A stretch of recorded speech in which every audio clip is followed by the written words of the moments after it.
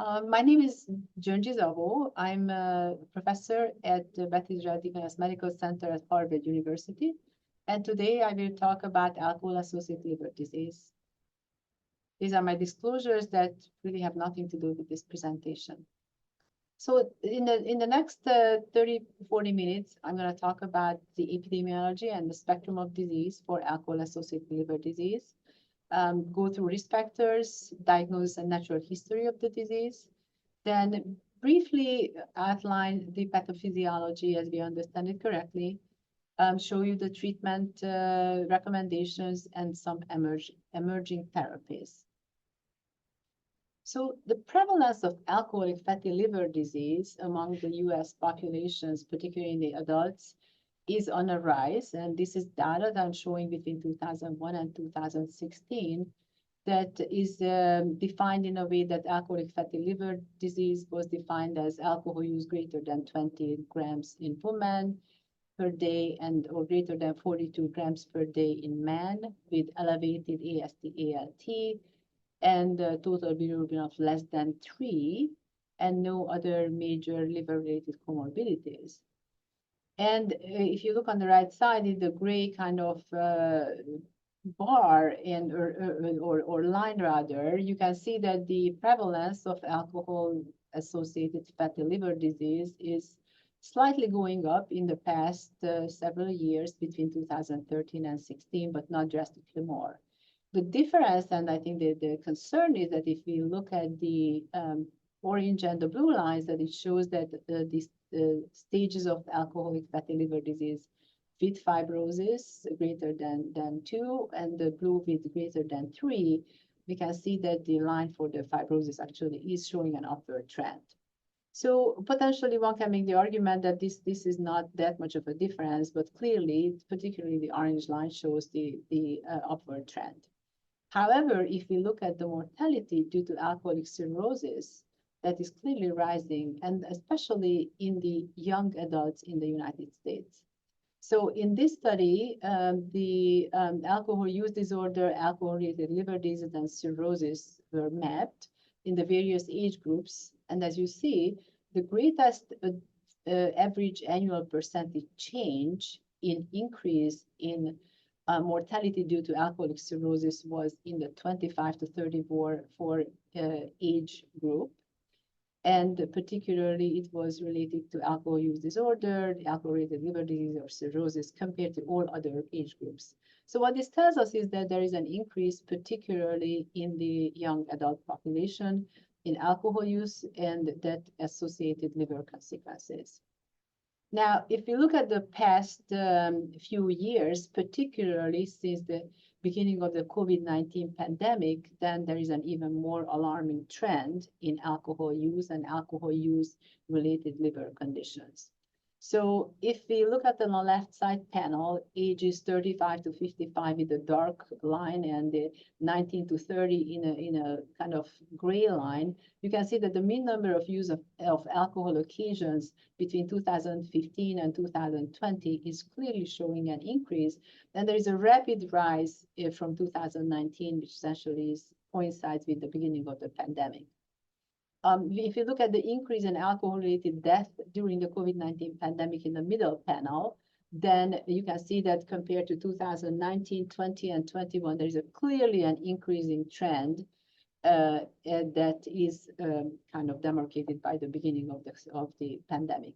And finally, the hospitalization per 10,000 total hospitalizations, the rate for liver-related and particularly alcohol-related hospitalization is markedly increased and showing an upward trend since 2019.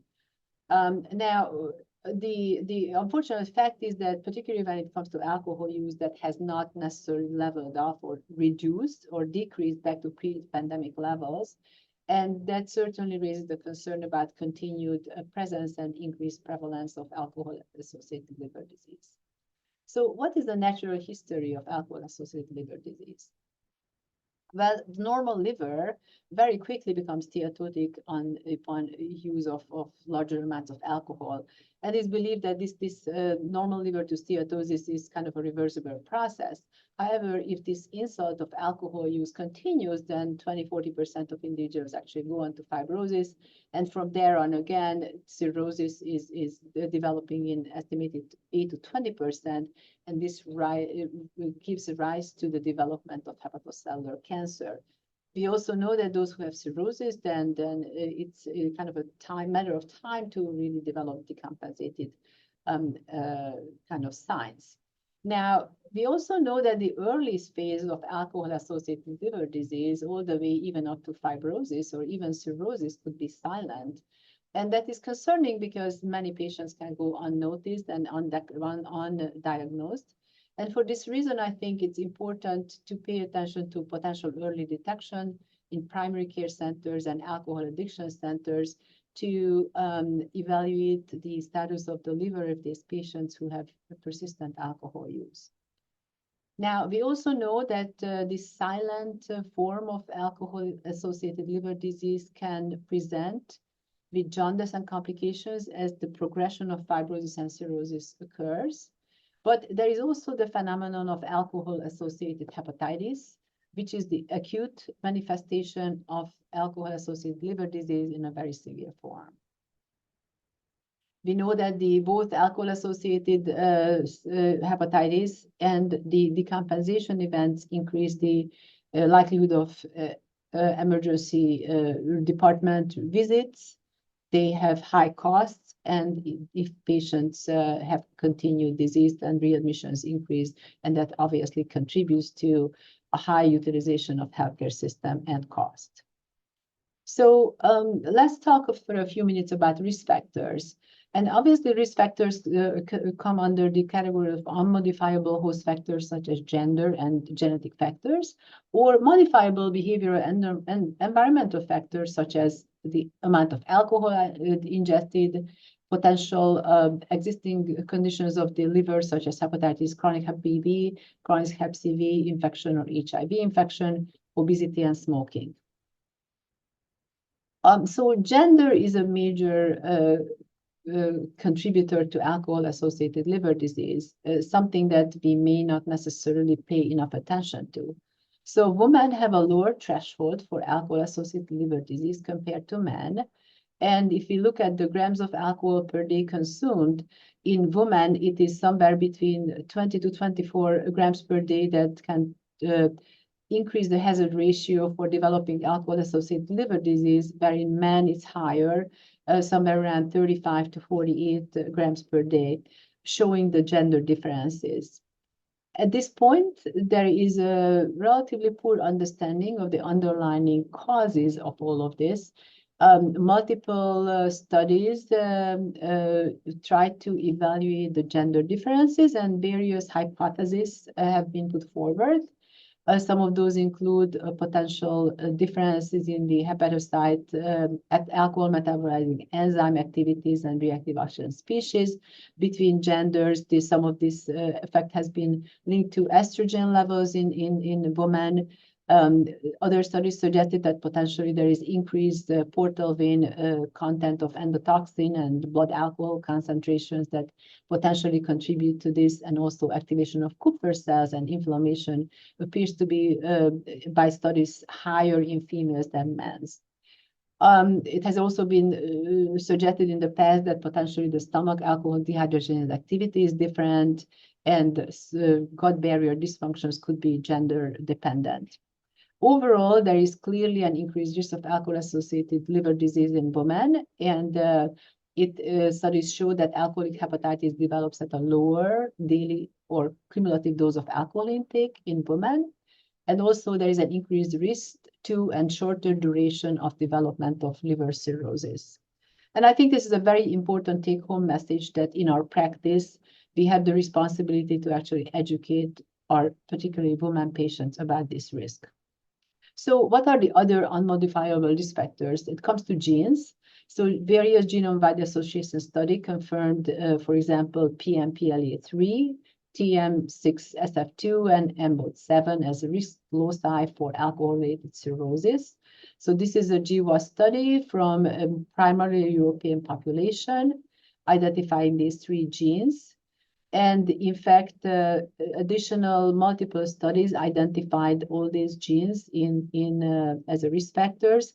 However, I would like to point out that PNPLA3 as the steatosis gene has also been identified in NAFLD and also in hepatitis B and C infection. So meaning that these genetic differences are not necessarily specific to alcohol, but certainly in combination with alcohol use, increase the likelihood of developing steatosis in these patients. Likewise, TM6FA2, such as the fibrosis gene, also increases the risk of developing fibrosis not only from alcohol-associated liver disease, but also from NAFLD or Hep C. And the same is true for the MBOT7 for another fibrosis gene. At this point in our clinical practice, there is no genetic kind of testing. However, one can make the argument that potentially in the future, testing for these genes may identify individuals who have a higher likelihood of developing fibrosis and cirrhosis in case of continued excessive alcohol use. Now, another major risk factor that we recognize nowadays is obesity. So both obesity and excessive alcohol increase the risk of fatty liver. Many of the histological findings are similar between these 2 diseases, and the genetic risks are similar, as I just showed you earlier. So separating alcohol-associated liver disease and NAFL could be very difficult in obese patients, though, because even occasional alcohol use or small amount of alcohol use may change the natural history of the metabolic dysfunction-associated liver disease. In fact, we know that the original kind of diagnosis of non-alcoholic fatty liver disease that's now named metabolic associated steatohepatitis was based on the histological features and looks of alcohol-associated steatohepatitis, where we find ballooned hepatocytes with monoid bodies, infiltration of neutrophils that appears to be more predominant in alcohol-associated liver disease, and of course, steatosis, which is fat deposition in the hepatocytes. With progressive disease, we find fibrosis development, and in case of alcohol-associated hepatitis, some of these early fibrotic deposition of collagen that called chicken wire fibrosis is something that we see as an early sign in alcohol-associated hepatitis. So some more data to show that obesity actually sensitizes the liver to alcohol-induced liver disease come from this study, where they show that among overweight persons, consumption of more than 2 drinks per day increases the risk of elevated ALT. So here, if we look at alcoholic use and BMI less than 25, the risk is low. BMI 20 to 30, the risk is increased, but it becomes significantly higher in those who have a BMI of 30 or greater. Amongst the obese patients, now if we look at the obese group, then even 1 drink per day was associated with a higher risk, suggesting that overweight and obesity increase the risk of alcohol-related abnormal aminotransferase activity. So these are just to show that which way, whether we look at the level from alcohol drinks in a moderately obese patients, or if we look at the just small amount of alcohol in the various weight groups, there is a significant correlation. Now, that was abnormal LFTs. Now, if we go further and look at liver-related death, then again, here there is a clear-cut evidence that there is a supra-additive interaction between raised BMI and alcohol consumption that increases liver-related mortality. So again, if you look at the relative risk of dying, then in those who have a relatively low risk of drinking, the level is low. However, as the overweight and obese population looks at the daily, weekly unit of drinks between 1 to 4 or greater than 15, then the risk increases very significantly.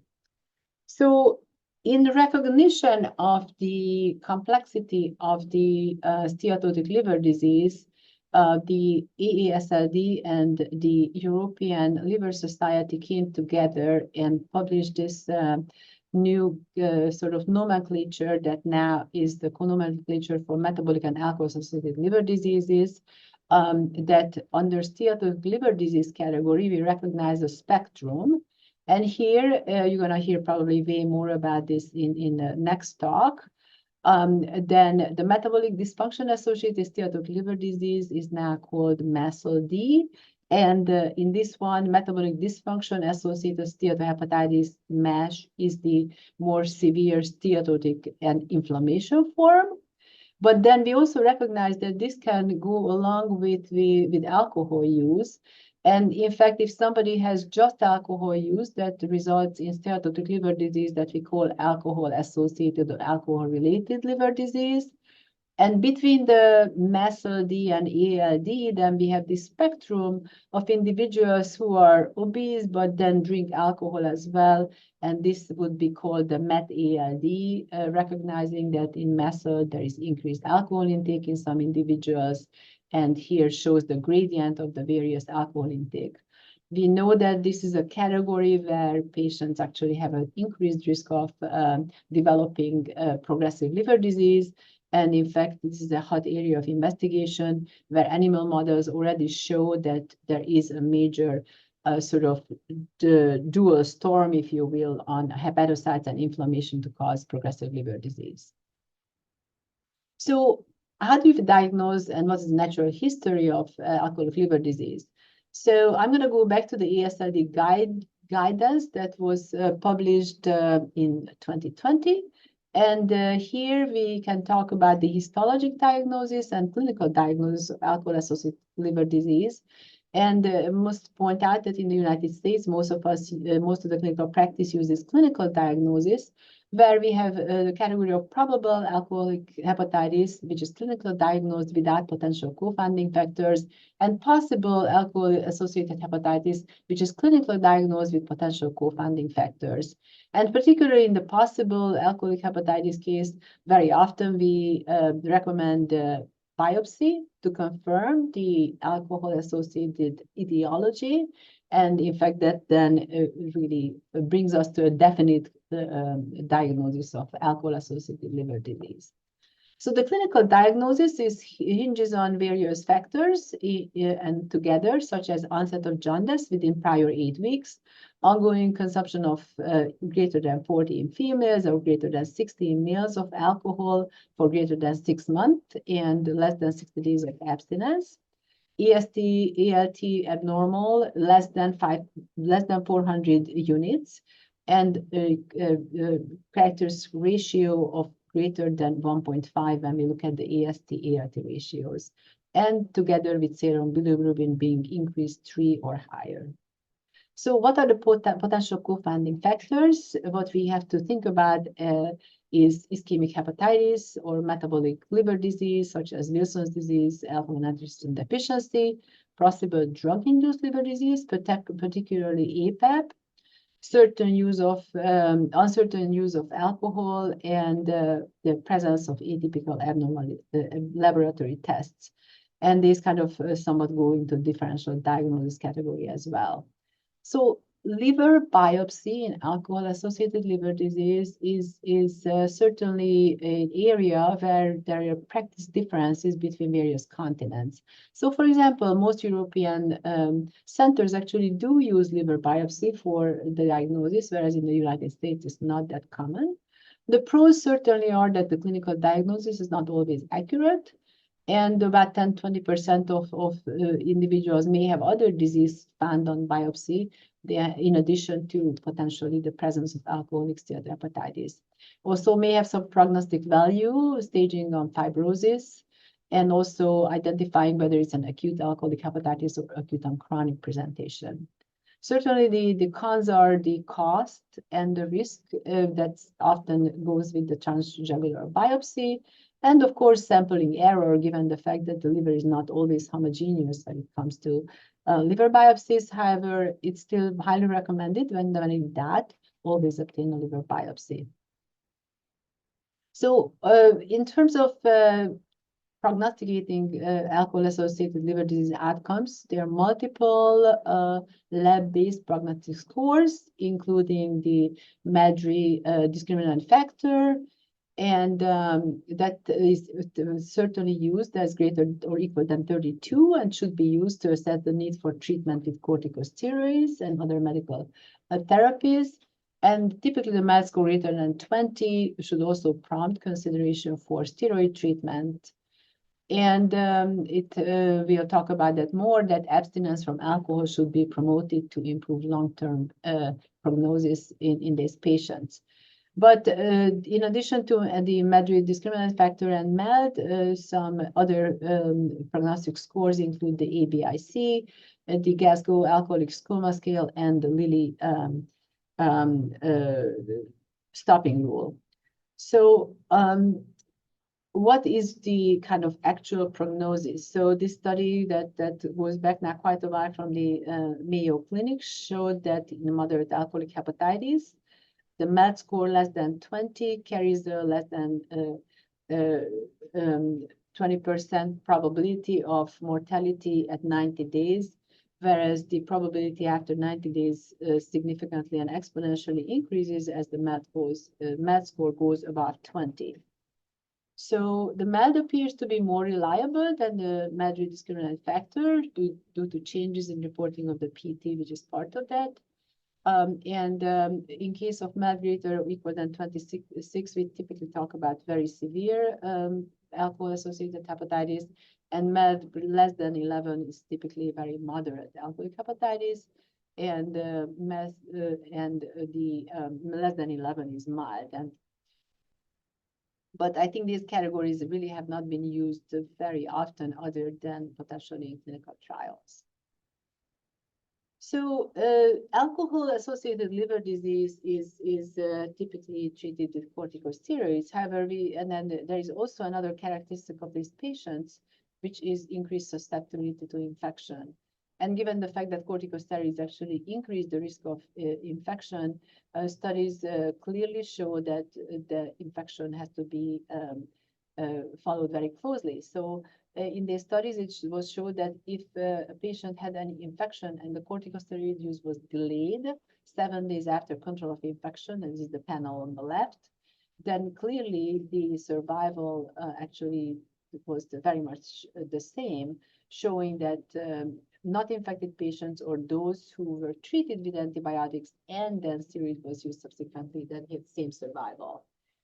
Also, the median time for infection 40 days after steroids, however, is changed if patients develop an infection, and typically this occurs in the corticosteroid group, increasing the likelihood of developing steroids potentially, infection on steroids. So in severe alcoholic-associated hepatitis, patients have some low-grade immunosuppression and susceptibility to infection. And this infection quickly can push them into the clinical presentation of systemic inflammatory response syndrome.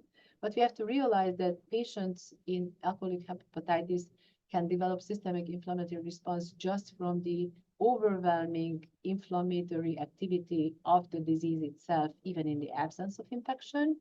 And of course, this can be complicated with organ failure. And in case of multiple organ failure, the mortality increases significantly unless they are actually rescued with transplantation.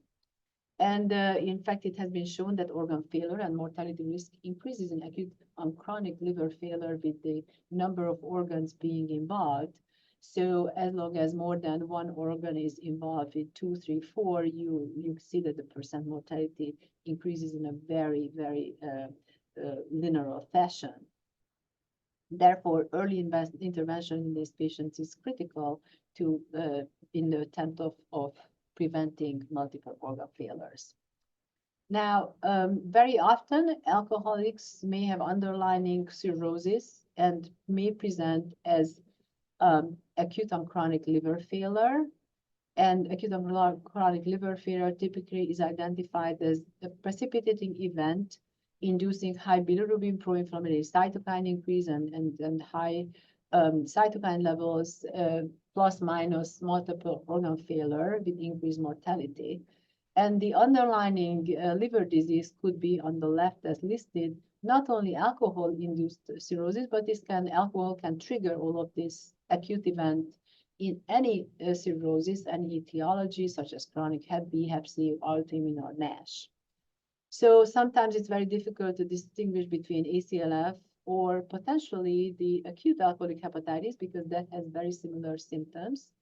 And alcohol use itself can just induce all these increased bilirubin, pro-inflammatory cytokine increase, and multi-organ failure. However, the mortality rate, unfortunately, both the ACLF and severe alcoholic hepatitis are high. So let's talk about treatment. Certainly, medical treatment of the liver disease is the first line option, but we also have to think about treatment of alcohol use disorders because the great majority of these patients actually have alcohol use disorder, whether it's diagnosed or not. And we're going to talk about liver transplantation as a rescue therapy. So again, going back to the various sort of clinical severity of alcoholic hepatitis, we know that in moderate alcoholic hepatitis, MAD less than 20, there is no standard therapy other than encouragement of stopping alcohol use. In severe alcoholic hepatitis, defined as MAD greater than 20, equal or greater than 20, and the discriminating factor equal or greater than 32, then steroids are the standard of care. Benefit is limited to 30-day survival, no longer survival, and it also may have significant side effects. So according to, again, the ASRD guidelines, prednisolone 40 milligram per day should be given orally, considered to improve 28-day mortality in patients who have no contraindications for corticosteroids. And some of those contraindications are acute ongoing infection, GI bleed, and so forth. So other studies show that in addition to intravenous N-acetyl cysteine to prednisolone may improve the 30-day survival. And then it is recommended that the Lilly scores should be used to reassess prognosis and particularly guide treatment course for corticosteroids after 7 days. Patients with alcoholic hepatitis should also have malnutrition addressed and treated preferably with enteral nutrition. And this is important because the gut leakiness actually improves by providing enteral nutrition. So on the behavioral side, it has been shown that abstinence is a key long-term survival. And we're going to show you some potential interventions for alcohol use disorders. And finally, the ESRD guideline is not to use pentoxifylline anymore because previous studies showed no benefit for pentoxifylline. So let's look at steroid treatment. Historically, this goes back to 1971 when this study published in the New England Journal showed that treatment group with steroids actually improved survival compared to a placebo group in a relatively small study in alcohol-associated hepatitis. The STOPA trial that was published about almost 10 years ago now showed that steroids alone had some benefit, but the pentoxifylline actually, or the pentoxifylline with prednisolone had really no major benefit. And in a subgroup analysis, it was shown that pentoxifylline may be beneficial in patients with renal insufficiency.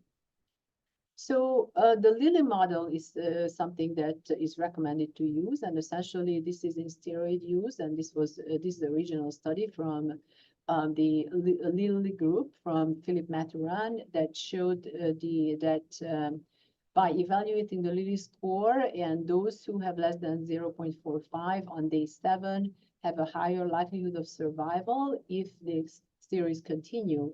However, if the Lilly score was greater than 0.45, then it's recommended to stop, then the survival is reduced. And in fact, for that reason, the use of steroid is recommended to be stopped on day 7. So I think this is still very much in a clinical practice, and it's encouraged to be applied. Now, this Lilly score has been established for steroid use, and it remains to be determined whether this kind of prognostic factor is also applicable to some other potential newer therapies that are under clinical investigation and in clinical trials. So I told you earlier that a combination of glucocorticoids with N-acetylcysteine in severe alcoholic hepatitis were used in a study that was published in the New England Journal a while ago now. And here, 174 patients were randomized to these two arms. And on the right side, you see that with the light blue dotted line, those who received prednisone and acetylcysteine actually showed a better survival compared to the prednisone alone. And this is a treatment kind of option that certainly is relatively beneficial and could increase survival in these patients. So earlier studies in the early 2010s compared 28 and 90-day mortality compared to previous years. And if you look at these dots, it very much shows that there is really not much overall improvement. And that certainly raises the need for new therapies. And I think the encouraging component is that now there are increasing numbers of potential clinical trials that enter the particularly severe alcoholic hepatitis field to potentially come up and identify new therapeutic approaches. Until we get there, though, there are some general considerations in the management of patients with alcohol-associated liver disease. So here are the key points. We need to treat alcohol use disorder. We need to provide supportive care to these patients, treating infections and having a low threshold for using antibiotics. Nutrition is an important component, and if all fails, then liver transplantation could be a good way of saving these lives. On the right side, I just want to show that it's very important to assess and treat not only the liver disease, but also the alcohol use disorder. And here, there are multiple approaches to address the alcohol use disorder: medical treatments, psychosocial support, and psychiatry referral. Nowadays, it is recommended that all of these are introduced at the very beginning of presentation of these patients with alcohol-associated hepatitis. So we always have to consider the presence of other addictive behaviors, and we need to start early conversation with these patients about expectations, particularly expectations related to alcohol use. So we need to go beyond the hepatologist and work on a team approach with addiction specialists, nutritional experts, and social work to reach a desirable, successful treatment for our patients with alcohol-associated liver disease and alcoholic liver disease in general. So stopping alcohol is essentially a treatment on its own. Studies repeatedly show that complete abstinence increases the survival, particularly the long-term survival in these patients. And if they have any relapse, that kind of cuts into this long-term survival. So how can we help our patients? So there are several medications that could help to prevent relapse of alcohol use. Naltrexone has been used. It is an opioid receptor antagonist. This has been not used in patients with alcoholic liver disease in large studies. However, there are smaller studies from Europe that actually show no hepatotoxicity concerns and some benefits on reducing alcohol use. Acamprosate is certainly something that's available. This is an NMDA receptor antagonist, and it has no reported hepatotoxicity, and is believed to be safe in patients with alcohol-associated liver disease.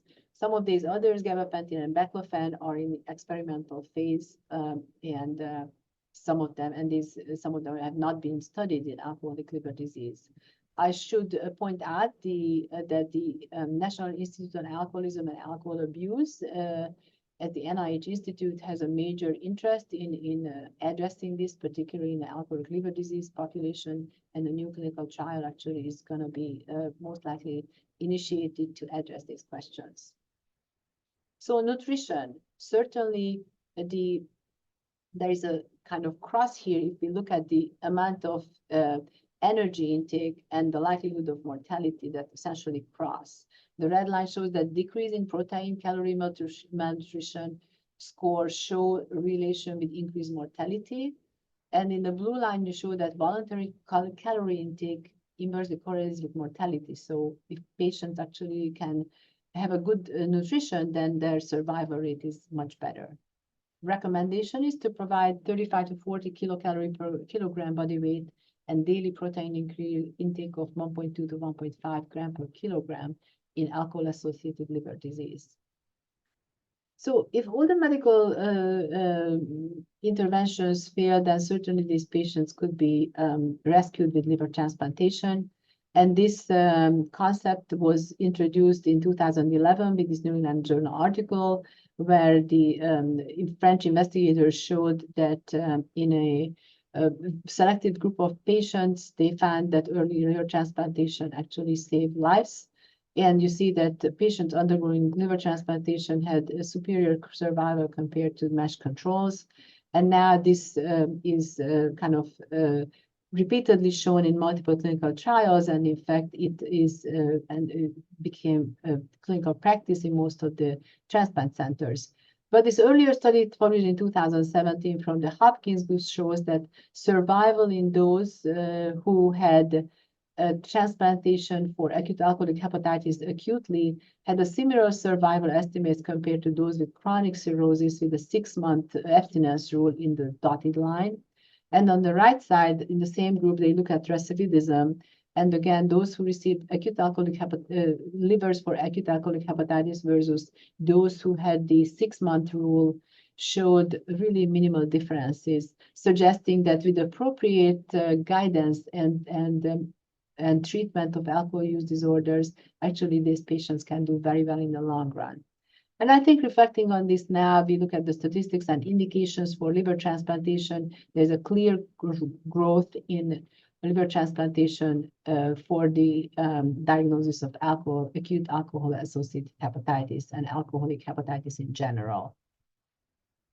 So let's just talk for a few minutes about key pathogenic factors in alcoholic hepatitis. And here we cannot kind of forget the fact that alcohol actually acts on pretty much all organs. And it not only damages the liver, but it also has a major effect on the gut by increasing the gut permeability, changing the gut microbiome, and so forth. And there's a major interaction between the gut and the liver to really result in this major inflammation and systemic cytokine increase that we see in acute alcoholic hepatitis. So to get more into the complexity of this, in the gut, alcohol changes the microbiome composition, increases the permeability by breaking down the tight junction proteins, and also inducing inflammation in the gut itself. All of this results in the increased delivery of pathogen-associated, microbe-associated molecules into the liver through the portal vein. And these bacterial components, whether it's the bacterial DNA, lipopolysaccharide, peptidoglycan, is sensed in the liver by Kupffer cells that are the immune cells in the liver, and also results in recruitment of other immune cells, macrophages, and particularly neutrophils from the bone marrow that stay in the liver and respond to all this massive induction of inflammation. This is happening in the setting of hepatocyte damage that is directly induced by alcohol. And this combination of the hepatocyte-derived damage-associated molecules and the gut-derived pathogen-associated molecules really turn on a major pro-inflammatory cascade that's very difficult to break. This results in activation of stellate cells that then produce collagen and over time result in fibrosis. So breaking this circuit and the multiple elements of these functions that we see both in the gut and the liver are components of alcohol-associated liver disease that provides a complexity and a challenge for interventions that we can offer to these patients. So there are multiple data to show indeed that each of these elements of the gut-liver interaction is defective. So if you look at the serum endotoxin levels in patients with alcoholic hepatitis, you can see that's very increased. The 6CS DNA essentially is bacterial DNA, which is, again, very much increased in patients with alcoholic hepatitis. And the host immune response with CD14 and lipoprotein binding protein responds to all these stimuli, and those are also increased in these patients. So some of the mechanisms that contribute to this, really the alcohol-induced reactive oxygen species that act on hepatocytes, induce hepatocyte apoptosis or necrosis, and essentially release of various danger molecules from hepatocytes, such as ATP, uric acid, that combined together with the pathogen-associated molecules that come from the gut that act through various toll-like receptors, upregulate this entire cascade of production of TNF, IL-6, MCP-1 inflammatory cytokines, as well as IL-1 beta. And the IL-1 beta cleavage through this inflammasome complex NLRP3 then results in further amplification of the inflammation through interleukin-1 and the IL-1 receptor that's expressed in hepatocytes that contributes to hepatocyte death, inflammation, fibrosis, and impaired regeneration. So that led to some ideas about potentially taking advantage of this knowledge and blocking IL-1 receptor pathways using a IL-1 receptor antagonist such as anakinra, that's a recombinant protein that is used otherwise in various rheumatoid disorders. And the previous clinical trial used the anakinra in combination with zinc and pentoxifylline to be compared with a standard of care of prednisolone. And interestingly, this trial showed some long-term potential benefits of IL-1 receptor antagonist, although the study didn't show a significant difference between these two arms.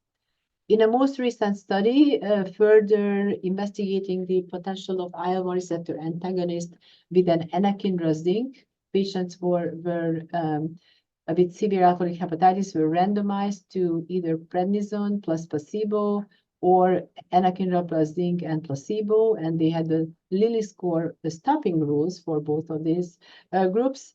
And essentially, this study was conducted during the pandemic, and interestingly found that at 90-day analysis, at 90-day survival, they found that the prednisone group had a superior survival that is very kind of unusual because all the previous studies showed a higher mortality even in the prednisone-treated groups. So this obviously prompted the stopping of the clinical trial, and therefore now it's going to be interesting to see how future studies potentially have a different sort of survival rate for prednisolone compared to what we have seen before. But certainly this just highlights the potential of continued use of prednisolone as a standard of care. So in the last few minutes, I just wanted to show some emerging therapeutic targets, and we can think about this in various categories: agents that target hepatic inflammation, reducing oxidative stress, boosting regeneration, or managing complications. So I showed you that in this category, inhibition of IL-1 is not necessarily panning out, but potentially other targets include reducing oxidative stress. And this new compound, DUR928, actually was in an early clinical trial that showed some safety for sure in both moderate and severe alcoholic hepatitis, and potentially this is going to go into further phase 2b trials.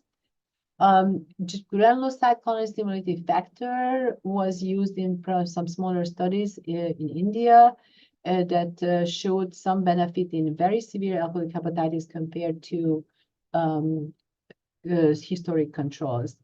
And IL-22 is an interesting compound. That's a cytokine that acts on the gut and hepatocytes, and in a dose-finding study actually showed safety in alcohol-associated hepatitis. So potentially that's going to be followed up.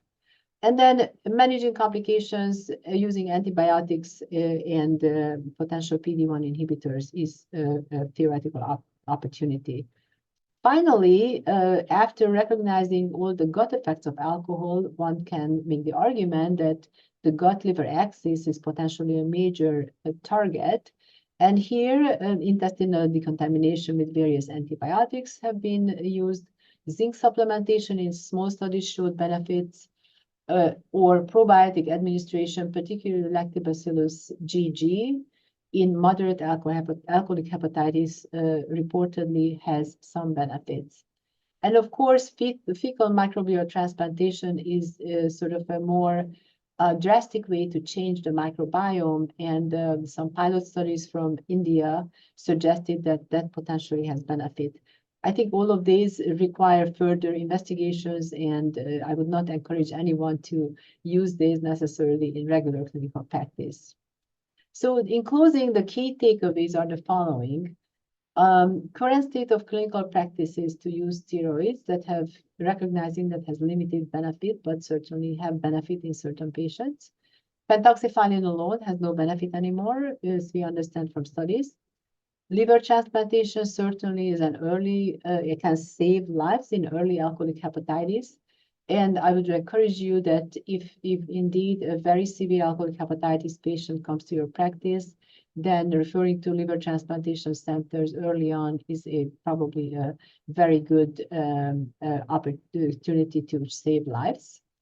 And then the team approach for patients with alcoholic liver disease is a very important point that I'd like to make. Involve addiction specialists and try to address the addiction component in these patients that could save lives in the long run. Some of the new directions and discoveries to remember are to eliminate the societal stigma of unconscious bias towards patients with alcohol-associated liver disease.